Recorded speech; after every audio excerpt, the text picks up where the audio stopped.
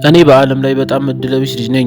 ከተወለድኩም በኋላ ብዙ ሳይቆይ የትውልድ ፕላኔቴ በጥቁር ጉድጓድ ሊዋጥ ተቃርቦ ነበር።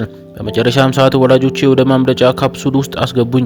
ለጓደኝነትም እንዲሆነኝ ትንሽ እሳት ሰጡኝ። እንደዛ ሆኖ ወደ ምድር በመቶዎች የሚቆጠሩ የብርሃን ዓመታት ርቀት ላይ ወደሚገኘው ቦታ ተላኩ። ግን እድል ሁልጊዜም በእኔ ላይ መሳለቅ ይወድ ነበር። ሀብታም ቤተሰብ ዘንድ አርፌ የቅንጦት ህይወት እኖራለሁ ተብሎ ታቅዶ ነበር።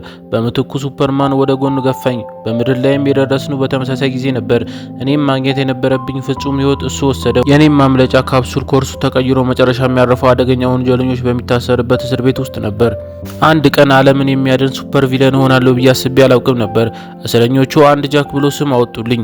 ገና በልጅነቴ ከፍተኛ የማሰብ ችሎታ እንዳለኝ አሳየው። ጥቂት የብረት ቆራጮችን ሰጡኝ። በአስደናቂም ፍጥነት ወደ መዋጊያ ተሽከርካሪ ቀየርኳቸው። ከዚያም እስረኞቹን ይዤ እስር ቤት የመስበር እቅድ አወጣ ነበር። ምንም እንኳን እያንዳንዱ ሙከራ እስር ቤቱ አስተዳዳሪ እያዙን ወደ ቦታችን በመመለስ ቢጠናቀቅም እድሜ ለትምህርት ቤት ሲደርስ መልካም ሰው ያደረጉኛል በሚል አስተዳዳሪው ወደ ትምህርት ቤት ላኩኝ። እዛ ነው መብረር የሚችለውን ሱፐርማን የተገናኘሁት። በዚያም ጊዜ እሱ የሁሉንም ሰው አድናቆት ያተረፈ ተወዳጅ ልጅ ነበር። አንድ ቀን የሙቀት እይታውን ተጠቅሞ ፖፕኮርን በመስራት የክፍል ውስጥ ተማሪዎችን ሁሉ ቀልብ ሳበ። እኔም ከሁሉም ጋር ጓደኛ መሆን ስለምፈልግ ሌሊቱን ሙሉ የፖፕኮርን መፍጫ ማሽን ነድፌ አሳለፉ። ግን ማሽኑ በጣም ኃይለኛ ነበር። እንዳበራሁት መላው የበቆሎ እሸት በሳት ተያዘ። ተማሪዎቹም በፍርሃት መጮህና መሮጥ ጀመሩ። በመጨረሻም ሱፐርማን መጥቶ እሳቱን አጠፋ። ከዚያ ቀን ጀምሮ መምህራንና ተማሪዎች ሁሉ የሚያዩት ሱፐርማንን ብቻ ነበር።